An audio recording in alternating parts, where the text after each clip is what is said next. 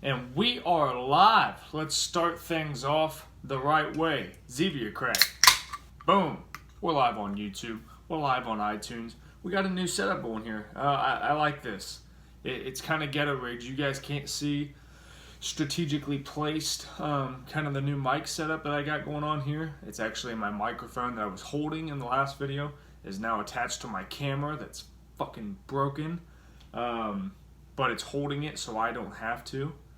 But we're bam, we're rocking and rolling, we're running. What is up, guys? Welcome back to the Road to Redemption podcast.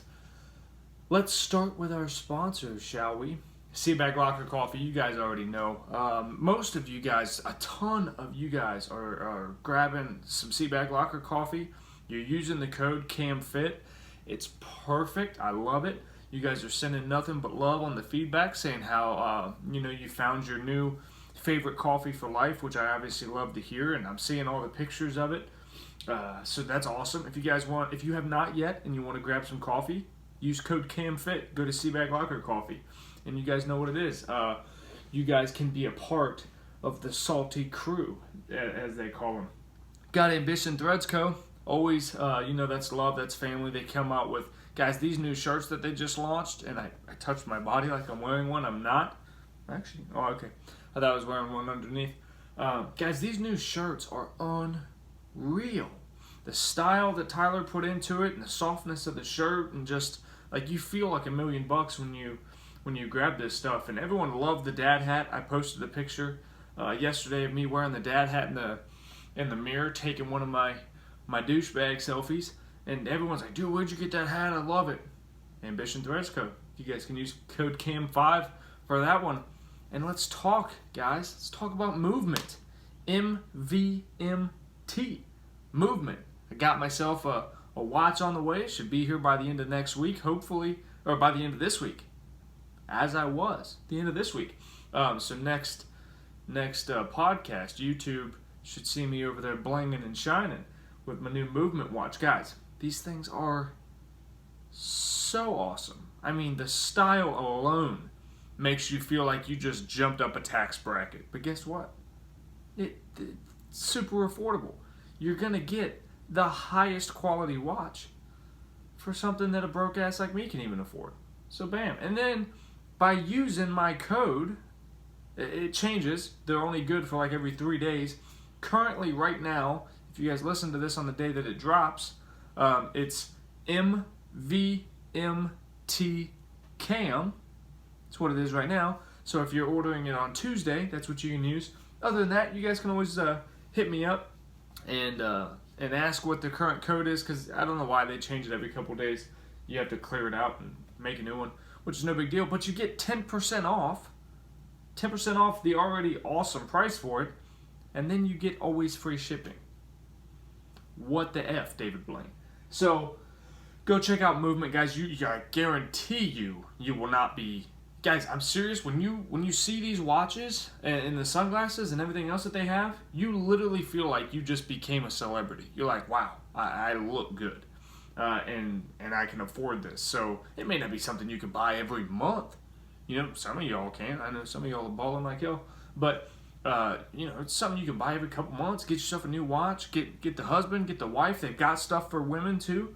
This is not just for men. Get your significant other or your parent, your brother, your sister, whoever's got a birthday coming up. We're not too far off from Christmas. So if you guys want to be that awesome person and come in with the holidays, coming in hot with the holidays, get your loved ones some watches or some sunglasses. They will think that you hit the freaking lottery when they open this up and go, damn, I didn't know you were balling like this. They don't have to know that they're not that expensive. Boom. There we are. That's the sponsors. Let me take my first Xavier break of the podcast. We're going to jump into it. So yesterday, I did a poll on the @Road to Redemption podcast Instagram page. If you're not following it, go do that. @Road, the number 2, Redemption podcast. Did a poll asking what you guys wanted to hear about. And I put my time in Guantanamo Bay or self-acceptance. It was almost a 50-50 split. My time in Guantanamo Bay won, so that's what we're going to talk about First, the reason I want to talk about that is mainly just because a lot of you guys don't know. A lot of you guys don't know kind of what it was like for me, and you guys have heard my stories, and I feel like there's always been a little bit of a gap there, right? A little bit of a gap with me deploying, coming home, being in trouble, pulling my life together. There's always kind of been that little time that's just off, So that time is Guantanamo Bay. Let's talk about it. So I deployed there in July of 2015. I was there for 9 months. When I left Ohio in July of 2015 for Guantanamo Bay, like I said in the very first episode of the podcast, which I cannot re-upload to iTunes, so if you guys want to check out the very first episode where I talk about this part, you can go over to the YouTube page. But I was saying, when I left, that deployment wasn't out for me. I was in a relationship that I hated.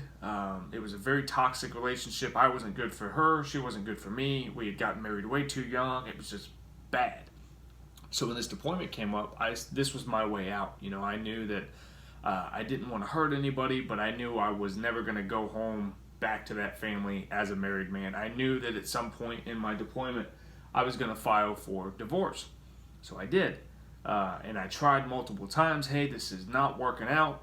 I don't want to do this anymore. And then, as hard situations do, sometimes you go back and forth, and okay, well, maybe we can try for a little bit. But everybody knew it was over. So I did. I started going through the divorce process. And guys, I'm going to tell my truth here. And it doesn't always make me sound good. We had a daughter in the middle of that deployment. She was pregnant. Right around the time that I left, she got pregnant, and I was there for 9 months. So as you can tell, towards just about the end of my deployment, my daughter was born. So that doesn't make anything easier, but I'm a person who does not believe you don't stay in a marriage for children. You don't, because the way that I saw things, the marriage that I was in was constant yelling, constant belittling, constant verbal abuse.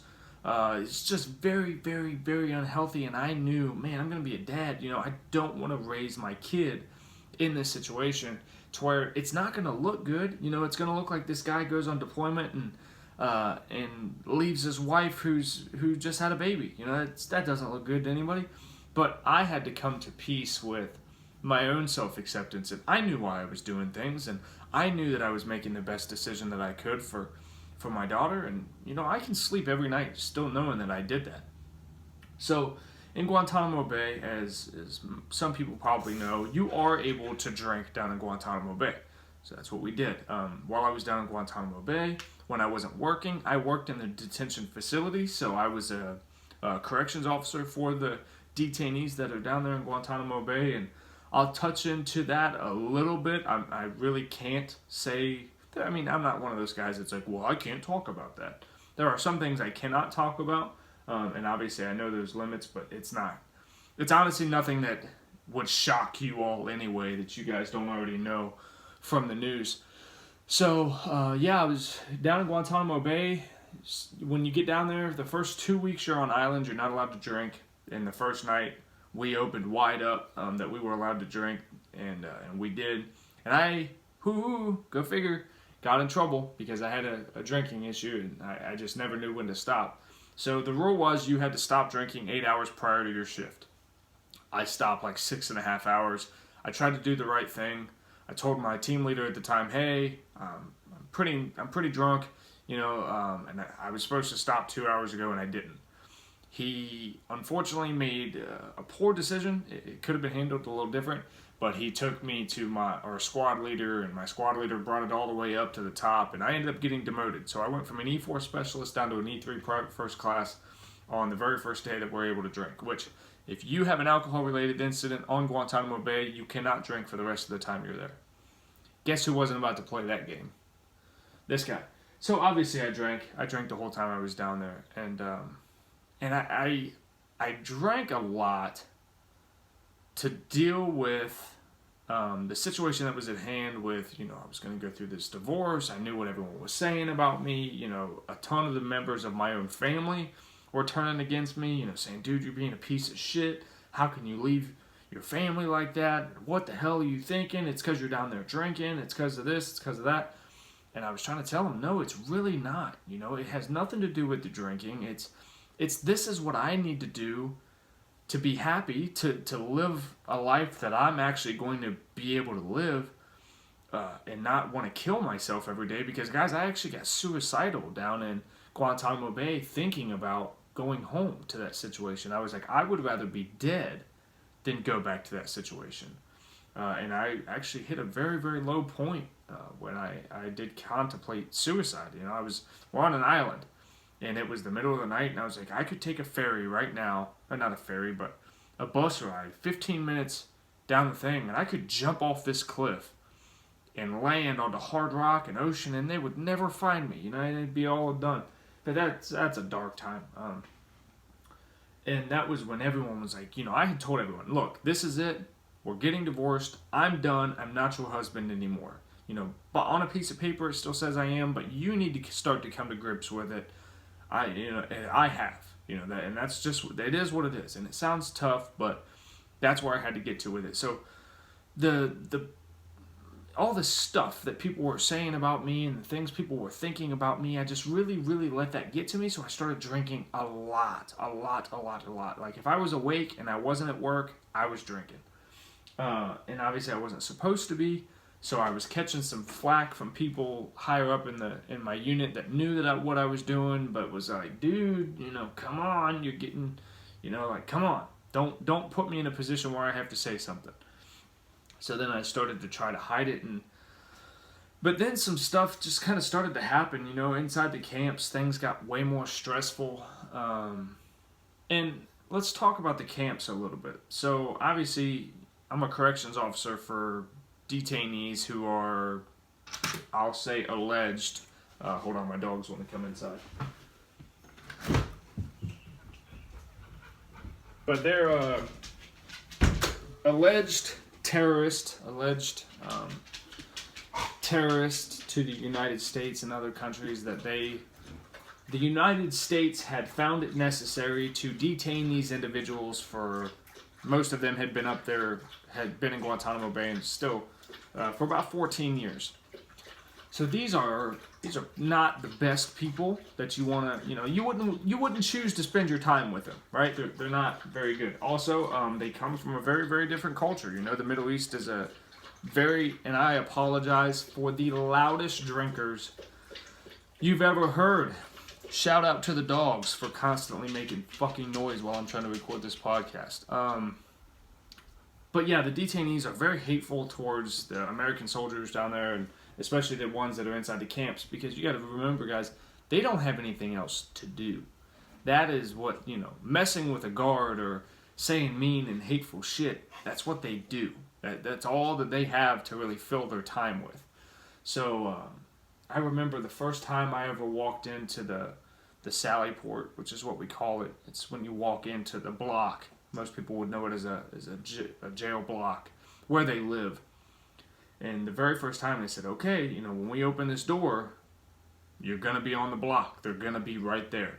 And, you know, your heart's pounding. You're like, there's terrorists on the other side of there. There's, you know, there's terrorists. You're thinking, I'm about to see Osama bin Laden. You know, that's what you think. Obviously, Osama bin Laden had been long deceased before I walked in there, but that's what you think. You know, what are they going to do, you know? Or is he literally going to have a bomb strapped to his chest when I walk in there? And just all this crazy stuff, and you walk in, and it's just a bunch of dudes sitting around. You know, they're watching TV or eating or doing whatever it is that they do. And then when they see a new guard, you know, then they kind of cop off, and they start, I'll kill your mother and this, that, and they say all kinds of crazy shit. But then when you know, they get to know you, they know you're one of the new guards, and there's a phasing in, phasing out process. So when I'm meeting them for the first time, I'm standing there with another soldier who's been on the island for 9 months. He's been working with them every day, so he's not razzled by their stuff anymore, and he's showing me how to do everything. And then, you know, I'm being phased in. So really, for the first week, that guy does everything, and I just watch. And then the second week, that guy does nothing, I do everything. He just watches to make sure that I'm doing it correctly. And, you know, by that point, the detainees don't really say much to you. anymore, but they're still trying little stuff. So when you go to like handcuff one of them, they'll go, ow, ow, that hurts. That's too tight. God damn it, MP, that hurts. To try to razzle you and try to do whatever. So, and of course, the whole time they'll say things to you like, if I ever get out of here, I'll kill your whole family. I know who you are. I know your face now. And obviously, you don't wear your name tags while you're in there. You wear a number. So that's what you wear. You wear a number. And so they don't know your names. But it can happen with soldiers sitting outside, because you sit outside of a door and you sit there and just watch them. And if they need anything, they'll knock on the glass or they'll walk up, and usually they wave so you can see them. But if somebody outside, and the rotunda is what we call it, where we sit, if somebody out there is just talking and going, well, Williamson was on this block, and, this person was on the block last night, and they're talking about people, the detainees can hear that. So they'll say, well, Williamson was on this block last night, and they go, oh, shit, okay, so that guy's name is Williamson. So there were times when guys would walk in the block, and they go, You are Williamson. Oh, okay, I know that. You are from Cincinnati, because they know the patch on our arms. They know what they mean. They've seen it for 14 years. Units circulate through with those patches on their arms, so they put shit together. So they'll go, oh, you are Williamson. You are from Cincinnati, Ohio. It's very, very nice in Cincinnati. You tell me about Cincinnati, and I'll tell you about wherever they're from. And you're like, oh, shit. this fucking guy knows where I'm from. And that messes with you a little bit, because you're like, I got a kid at home. Like, what if this guy does get out, and what if he does find me? And it's still one of my biggest fears that I'll be walking through somewhere one day, and I'll see one of these guys, and they'll recognize me. But they're not supposed to be allowed here in the States. We all know how that works. But yeah, so it's just a very, very negative place, and you spend 12 hours in the camps, feeding these guys, babysitting them, listening to all their shit. 12 hours a day. So, I've got people like, my ex-wife always goes, you didn't do a single thing while you were down there but drink. That's her prerogative, because she's angry about the situation that unfolded while I was down there, and, the fact that we got divorced while I was down there. So she sees it as I didn't do anything. I stayed down there and partied the whole time, and that's okay.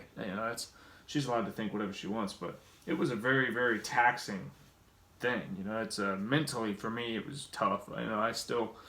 I still struggle with nightmares about walking into the end of the block, and somehow those guys getting through the barricade that was between us and them, and them trying to attack me and stuff like that. And it's just stuff you deal with when your body has never dealt with something like facing down somebody of that characteristic, I guess, who truly does just want nothing but bad for you.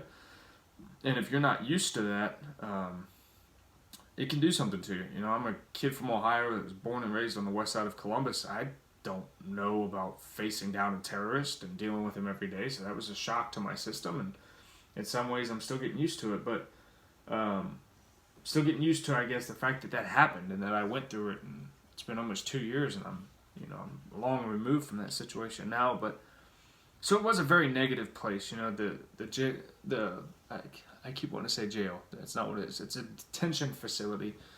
The detention facility where we are, where the soldiers sit all day, it's dark. It's kind of dingy.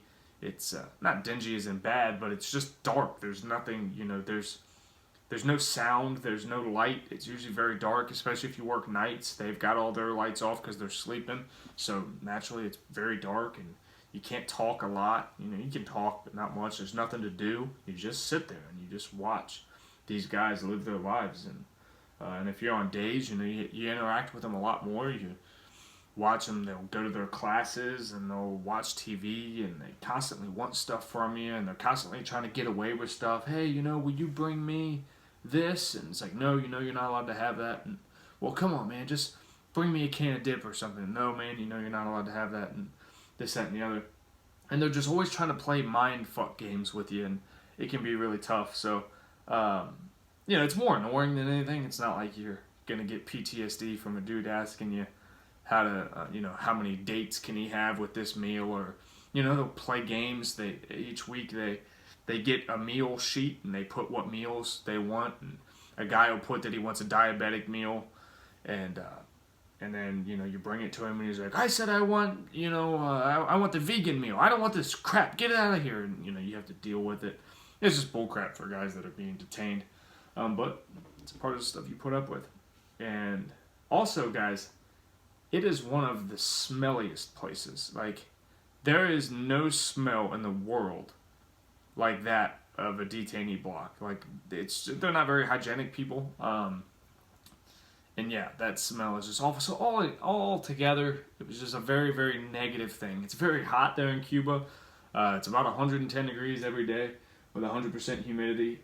It's very, very hot. You sweat pretty much all the time. And it was just a very, very negative atmosphere. And, you know, I was in it for 9 months. So if you guys have any more questions about Guantanamo Bay, I mean, I have no problem answering them, but that's really all I can say, I guess. It doesn't really sound all that bad, but it sucked pretty good. I'm actually going to go ahead and pause this real quick because I noticed that I have the outro music, the music that plays at the end of the podcast is about to come up. And we're going to record right over it because we're obviously going to go over 22 minutes on this podcast. So I'm going to pause real quick and we will be right back. YouTube, you're not going anywhere. Pause this real fast. Boom.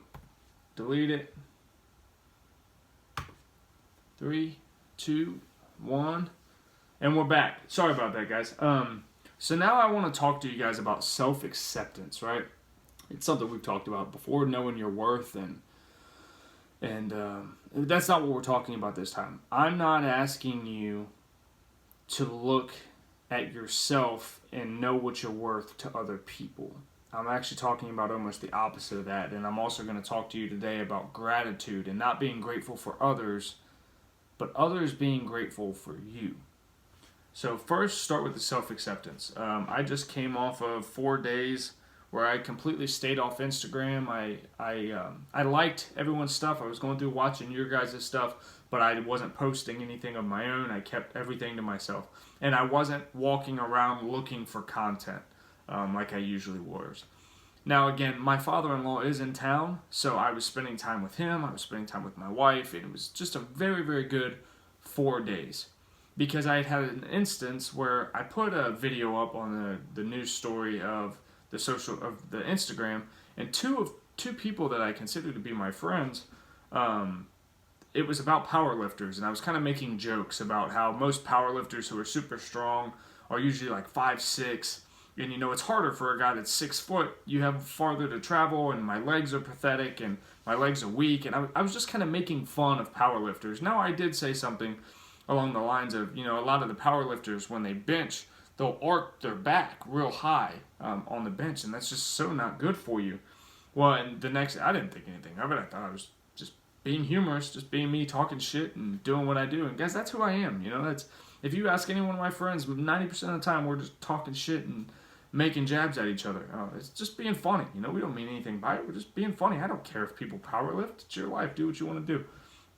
But two of my friends were like, man, that's really messed up. You know, you promote positivity and you're supposed to be all about chasing your goals, but then you're going to slash on people that live a different life than you, and that's bullshit, and, you know, this, that, and, you know, you need to really reevaluate. And I was like, wow, you know, I'm catching this heat from two people that I consider to be my friends, and just being funny. You know, and I told them, hey, I didn't mean the offense by it. It was just humor. Sorry if you got upset. You know, do whatever you want to do. And then they got an attitude and was like, yeah, well, you know, whatever. And so I said, you know what, I blocked both of them.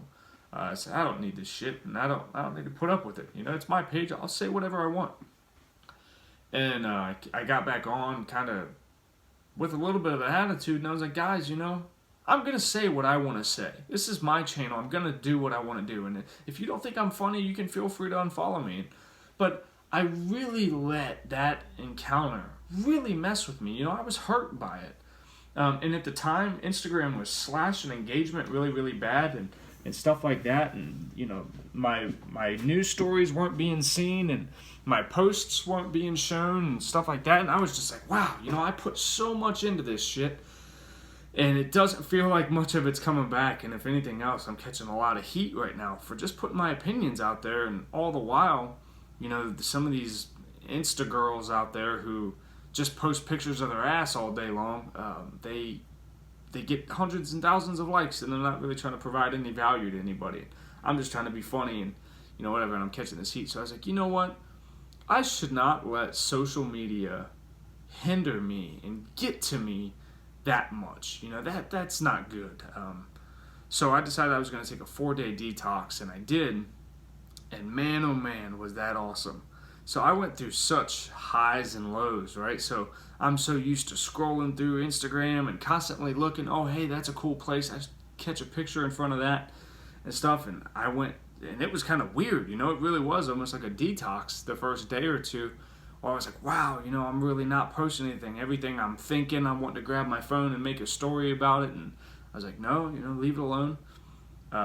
And by day 3 and day 4, I was really enjoying the silence. You know, I was enjoying not looking for how many likes did that picture just get, and worrying about, you know, okay, what did I do? What did I do wrong on that picture that people didn't like it? You know, what do I need to do next time? And I know analytically the pictures with my shirt off do way, way better. Maybe if, here, I'll just take my shirt off and I'll take another picture of that, and I'll get out of this, you know, and I'll break this detox and everything will be fine. But I didn't. I held strong, and I was, you know, I think this is important. It's an important lesson to learn that you cannot allow your self-esteem, your mental health, and your psyche to be rolled up into Instagram likes and what your followers are doing and whether your followers drop. Because, guys, I'll be honest, you guys know I have 22,500 followers. And guys, you'll sometimes lose hundreds of followers a day. It just happens. Like, who cares? People delete their accounts, and people block shit, and people do all kinds of random stuff, and we automatically take it as, oh, I lost that follower. You know, what did I do wrong? Sometimes it has nothing to do with you. Sometimes they full on delete their account, and there's nothing you can do about it. You know, people live their own lives too, and that's what I'm here for, guys. That's what this message is for today. Guys, don't put your entire identity in your social media likes and your followers. That's a very dangerous mindset to be in, and I know because I live in that realm a lot. This is where I want to talk about gratitude. So I think I talked enough about, you know, self-acceptance. You guys get it. You get it. Don't put all your weight into your likes and followers. Sometimes I definitely encourage giving yourself a detox from it all. But the gratitude. So Instagram has rolled out a new feature where you can mute people. If you don't want to see their posts and stuff, you can mute a specific account and it won't show up on your feed. Their stories won't show up. And people think that this is okay to do to one another, is to mute. Well, most big pages, they don't follow a lot of people back, you know. So I try to follow everybody back that I can. Obviously, if you don't show any support for the page, I'm going to unfollow you because you're not supporting anything that I'm doing. Therefore, I'm not even seeing your stuff. There's no point in following each other at that point. But if you're going to mute somebody, that's you saying, I don't want to see your stuff, but I want them to still support me. I still want to get a like from them, but I'm not going to give anything back to them. Guys, that's not showing gratitude. I've never understood why anyone would ever support your journey when you do things like that to people. If you are going to unfollow them, unfollow them. That way they have the thing to see. You no longer like the content they're putting out. But muting somebody is literally you saying, I don't want to support you, but I don't want to lose that like that I'm getting from you. And you'll never know it. When you mute somebody, that person doesn't know they've been muted. They'll just stop getting a like from you. Or you're now not going to see their stories anymore, so you're not supporting them, but you're still expecting them to support you back. Guys, stop supporting these pages that don't support you. If you're following these fitness people and they're constantly asking you, buy my program, buy my 8-week challenge, buy this, buy that, buy this, buy that, but this person has never liked your stuff, guys, fuck that person. Like, do not keep supporting people that will not support you back. There's no point in it. Like, they're only seeing you as a dollar sign. Now, I'll be very honest with you. When I'm asking you guys, when I say, hey, buy the, check this out, I'm only asking you to check it out. If you choose to buy it, you choose to buy it. But I'll tell you straight up, like, hey, with Movement, they give me a goal. And then if I make, like right now, if I make 3 more sales, I go up to the next level of ambassadorship with them. Cool, I'm good with that. I make like 99 cents off every watch that gets bought. Or, if nobody uses any kind of code, I think I make like $2.30 off if 2 items are bought. Like, cool, I'm good with that. That's a big company. I want to show value to them, so I'll tell you guys, hey, I need 3 people to buy watches. And if you do, that really helps me out. It moves me up to the next level, and it helps. But I'll tell you guys that. But again, if you then choose to not buy it, if I don't get a single purchase from you guys, I'm not going to go and mute you, or I'm not going to mute you because you're just living your life, or because you have your own opinions on stuff. Now I unfollow people all the time because I'm like, dude, you're too much. Like, I don't want to see that shit. And I'll unfollow you. That then gives you the choice to see that I've done that. And, you can make your action. I think it's such a coward thing. I think it's such a cowardly move to do something like that. And, guys, and I see it all the freaking time in the veteran business companies. I see it all the time in veteran companies. They'll, we care about the veteran community and this, that, and that. But they have somebody going through just liking every single picture that's ever been posted under their company's name. They don't care about you. It's a money sign thing. And that's where I wish my voice would grow, and this podcast would grow, and my social media channels would grow, so I could reach out to every person in the world and going, stop being manipulated by these companies and these public figures and all this other shit that makes you feel like you're a part of some group. Guys, they don't give a shit about you in most cases. I think the person I don't have the most glamorous, whatever, because I'm not a multi-millionaire, but at the same time, guys, I spend more time engaging with your guys' stuff and talking to you through DMs and stuff because it's the people that matter to me. I'm probably not the best ambassador for companies because I should spend more time on my content and how can I word this that makes people want to, but I don't. I want to build genuine relationships with you guys, and then in turn, when you get to know that I'm an honest guy and I'm a good guy who wants nothing but the best for you, you'll go, I hope you'll go, I want to support Cam because I support the mission he's on and I support what he's trying to do, therefore I'll support him. And at the same time, I'm never going to give you anything like buy my program that I created. Yeah, you'll get fitness results from that, maybe, assuming that their program that they put together is actually good. But if I'm asking you to buy, like a Movement watch, okay, now you get a watch, and I make 99 cents off that. So, cool. Like, I'm good with that. And you get something for that. I'm always about bringing you guys some kind of value. And I'm never going to do something that's solely one-sided. Hey, if you do this, I get that, and that's why I don't ask people to like donate money, usually. And I actually ended things with bodybuilding.com because it was all about, hey, push this all access down their throats and try to get them to donate to Lift Life Foundation. I was like, no. I'm not gonna push my followers and my family members to do stuff. They don't have to, they'll make their decision. I'll put it out there and I'll say, hey, this is what I'm currently doing. If you guys want to do it, cool, cool. And other than that, it is what it is. I'm not gonna beg people to do stuff like that. But yeah. So guys, support people that support you back. Don't just follow something because it's the cool thing to do, and don't just blindly follow these people who are muting you, and it's ridiculous. You guys deserve better than that. You guys deserve people who are genuinely going to support you and who genuinely care about your journey as much as you care about theirs. So I don't honestly know if this last couple minutes of this podcast has been recording. All the numbers stopped moving. So that's why I'm going to leave this podcast. If it has been recording, we're up over 30 some minutes. I think we're sitting at 34 minutes and 52 seconds. So guys, I hope you know, seriously again, how much I love you. This podcast today was brought to you by Movement Watches, MVMT. You guys can currently use the code MVMTCAM. Get you 10% off. It's always free shipping. Seabag Locker Coffee, code CAMFIT, CAMFIT. Gets you 10% off with super fast shipping. I mean, super fast shipping. It's insane how fast these guys are. And Ambition Threads Co. They're friends of mine. Tyler works hard to bring you guys the best quality and the most stylish gear. Again, Movement and Ambition and Seabag actually, all bringing you quality ass stuff at prices that, you know, normal people like me can afford. Guys, I hope you know how much I love you.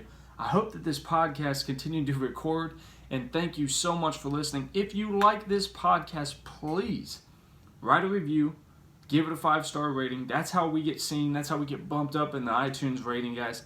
And absolutely, as always, share it and know how much I love you. Guys, I'm going to talk to you later. I will see you what's today? Today's Tuesday, Wednesday, Thursday, Friday. I'll be recording another episode on Friday. Let me know what you guys want to hear. Hit me up in the DM box. I'll see you all next time.